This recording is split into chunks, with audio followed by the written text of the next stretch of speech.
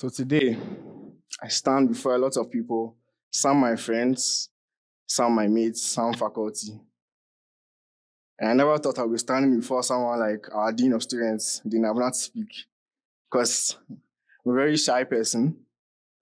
And yeah, so let's talk about a topic that is mostly swept under the rug. A topic that many people do not really pay attention to and pay heed to. A topic that has the power to influence us and influence us in society. The issue of finances. But before I go on, I'd like to ask, or unfair, we all have bank accounts, right? So since you all have bank accounts, when you create a bank account, you have an option to get a card. So if I pick up a bunch of cards and I show them to each and every one and I ask you, what card is it? I'm supposed to get an answer, either two answers. We're not going to ask. I'm supposed to get either two answers, either a debit or a credit. Trust me, a lot of people don't know this. A lot of people don't know this. And this is not just an issue of financial literacy, but it's an issue that reflects and shows a broader problem that people do not know how to use the simple and necessary tools that help us or liberate us from finances. Believe me or not, these are all mine. I own all of this. Knowing that each card plays a specific role, and I know that I can use each card and it gives me a benefit. Apart from this, that's for my mom, who is sitting there. And I'm not even going to give it back to her because I know the power of it and I know what it does for me. So, what is this whole thing called financial literacy? Financial literacy is very simple. It refers to the knowledge and the skills that we have, that we put into practice, that help us become financially sound people. And I want us all here to leave here knowing one thing. Even if you're not going to listen to me at all, listen and get this one thing, that financial literacy is not just about money, but it's about creating and impacting generations, not only your generation, but your generations to come. Imagine you have so much money, but then you spend it on only yourself. You do not even spend it with your household. There's no point. Knowing very well that you have other people to feed, you can impact a generation. Why not make the money and let that small money you have impact a generation? So let's look at two very famous people. We have Diego Maradona and we have Mike Tyson, the boxer. These are people who had professional careers. Unfortunately for them, after their professional careers, they did not have a dime or a penny to their name. Why is that so? Is it because during their line of professional work, they didn't save, they didn't engage in activities that would help them manage their finances? That's up to them to answer. We can't answer for them. Then, we have David Beckham and Shaquille O'Neal. These are professional athletes who, at the end of their professional careers, had substance. Substance is not only seen in what we say, but it's seen in our pockets, seen in our hand. At the end of their professional careers, they had so much money, they've accumulated so much wealth, knowing that they're going to impact themselves, impact their generations to come. So even if they were to die today, they know that for the next probably 50, 60, or 70 years, their generations are going to be left with something worthwhile, money. Knowing that they are not only leaving them with money, but then they're also leaving them, they're also leaving them with financial literacy, being taught financial literacy. So let's look at generational wealth. Let's look at the stock market. Let's look at a high averaging, let's say, commodity on the stock market. Let's look at MTN Ghana, which surfaced on the stock market about 6 years ago and averages about 27.5% from then to date. Did you know that if you're supposed to invest 500 cedis from then, every month, 500 cedis, 500 cedis, 500 cedis, in the span of about 18 years, you're going to have about 500,000 Ghana cedis. That's the power of compound. You're going to have about 500,000 Ghana cedis. So I asked a friend that When did we start learning about money? The person said, 2023.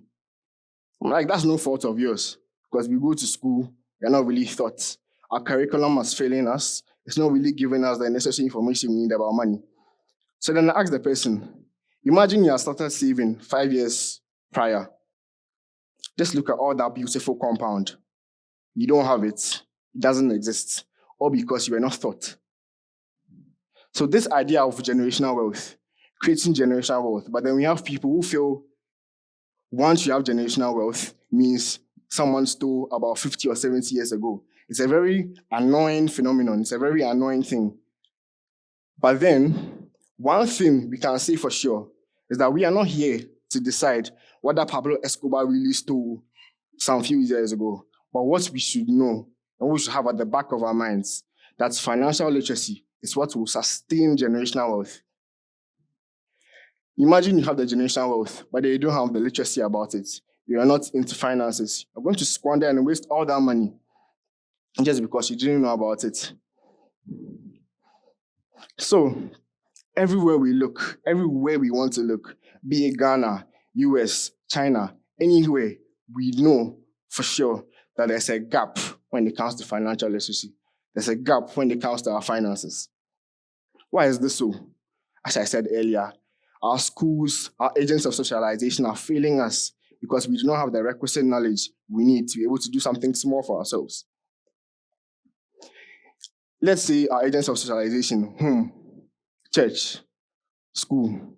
Let's say our school is failing us. So we are supposed to depend on the other agents of socialization. We are not being taught in school. So who is going to teach who? We don't know. So we leave that to play. Let's look at the home. Even if your home has some adequate knowledge about financial literacy, information evolves. It evolves. They're not going to be able to teach you after some time.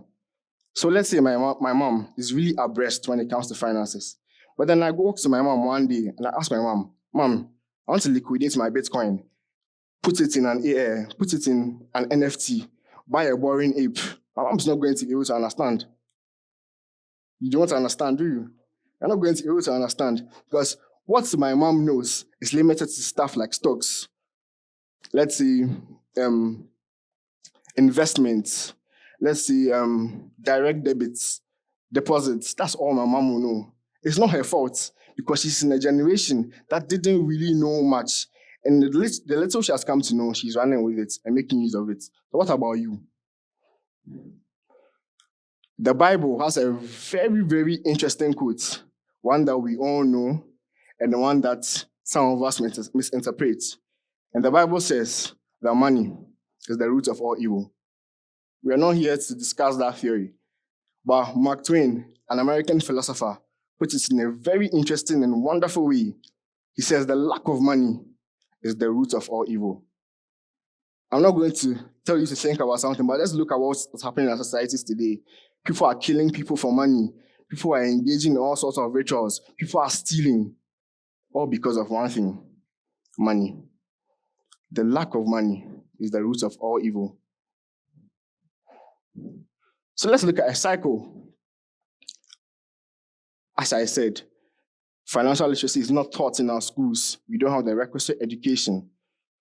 So let's look at this individual, an individual who went to junior high school, graduated BC at the top of his class, went to senior high school, was a science student, graduated at the top of his class, went to university, graduated with a 4.0 honors, first degree, first class, entered national service,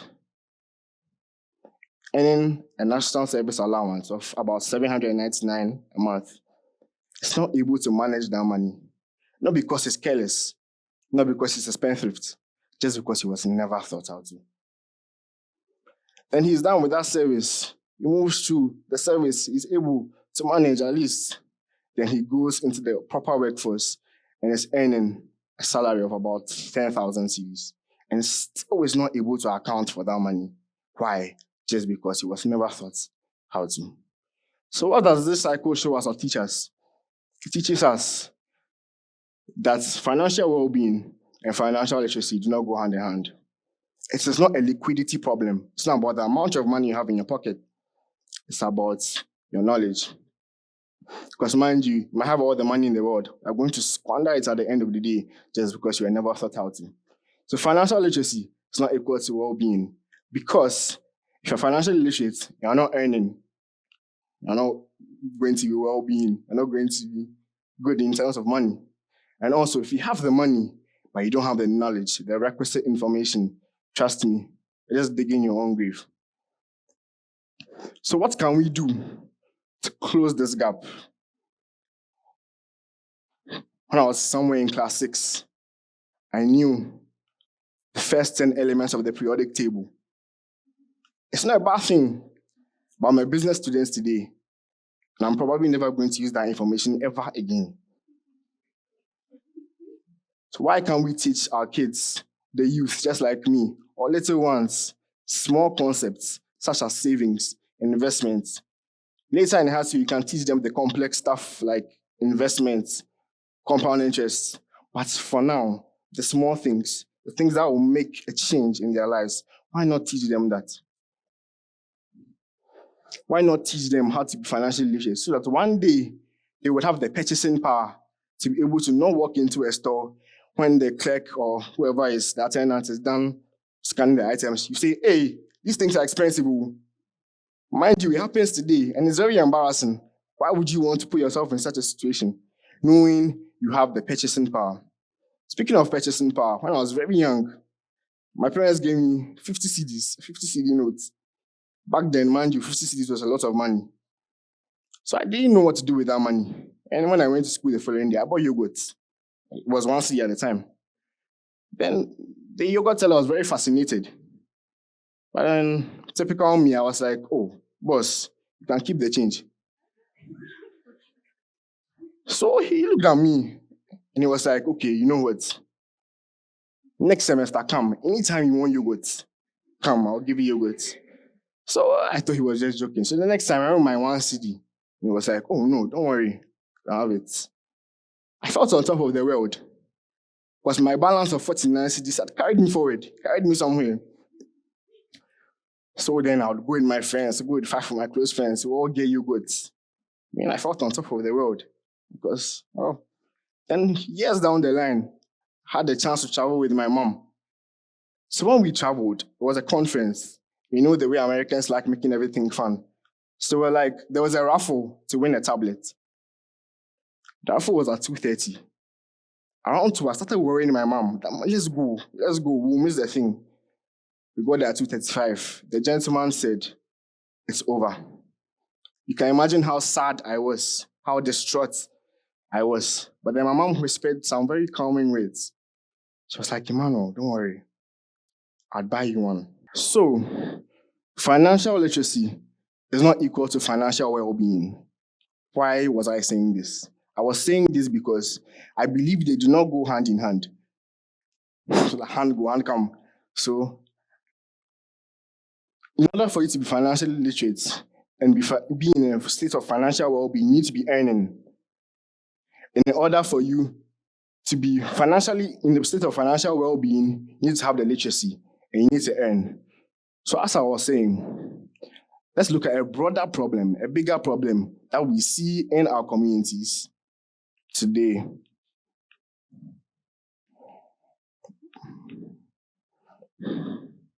So this is a huge problem.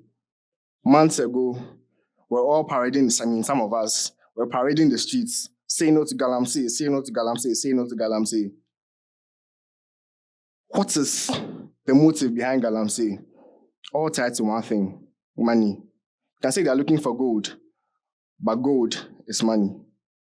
As Mark Twain said, and I repeat, the lack of money is the root of all evil. Devastating water bodies. I think by now some of them are reset because of the noise we're making, but very devastating. A lot of harm can be done to us in the next future, in our next maybe 10, 15 years to come. And there was a report that if we do not take care, by 2030, we'll start importing water. All because of this. All tied to one thing, because people are greedy and want the money. So if we have that growth mindset, if we are taught at an early age, there's a nice way to go about it. You can get money through this, you can get money through that. You don't have to go the bad route. We all know that some things like this will stop. There might be some bad nuts, but we know some things like this will definitely stop.